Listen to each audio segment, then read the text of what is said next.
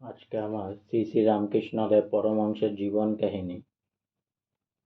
এক চোর রাজার বাটি চুরি করতে গিয়ে শুনলে যে রাজা রানীকে বলেছেন যে কাল সকালে গঙ্গা তীরে যে সকল সাধুরা এসেছেন তাদের মধ্যে একজনকে ডেকে এনে রাজ্যকন্যার সঙ্গে বিবাহ দিবেন।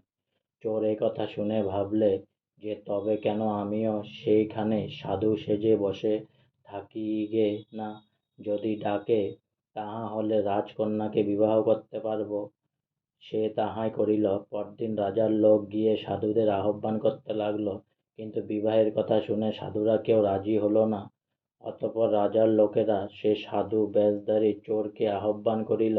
চোর একেবারে সমর্থ না হইয়া কিঞ্চিৎ চুপ করিয়া রহিল।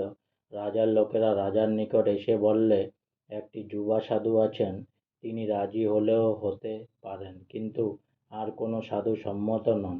রাজা অগত্যা এ সাধু বেশধারী যুবক চোরের নিকট আসিলেন এবং বিবিধ রকমের তার সাধ্য সাধনা করিতে লাগিলেন। রাজার সম্মুখে দেখিয়া কিন্তু চোরের মন বদলে গেল। সে ভাবল যে আমি কেবলমাত্র সাধুর বেশ পরেছি, তাতে আমার নিকট রাজা এসে সাধ্য সাধনা করছেন, না জানি আমি প্রকৃত সাধু হলে আমার কি দশা হবে। এরূপ ভাবতে ভাবতে তার মন একেবারে বদলে গেল। সৎসঙ্গের মহিতা কত তাহা বলা যায় না।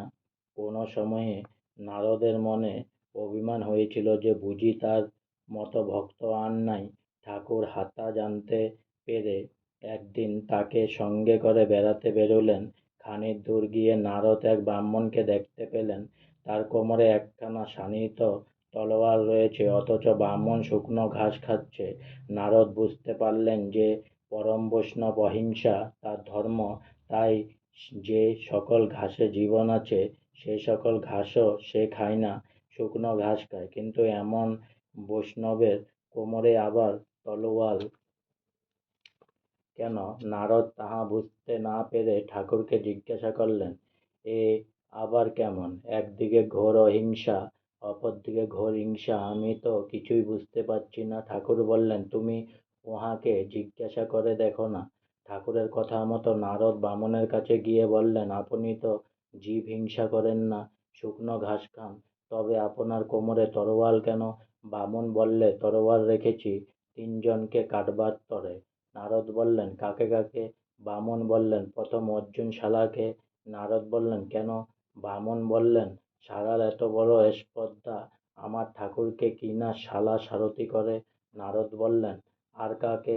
বামন বললেন, আর দ্রৌপদী শালীকে। নারদ বললেন, কেন?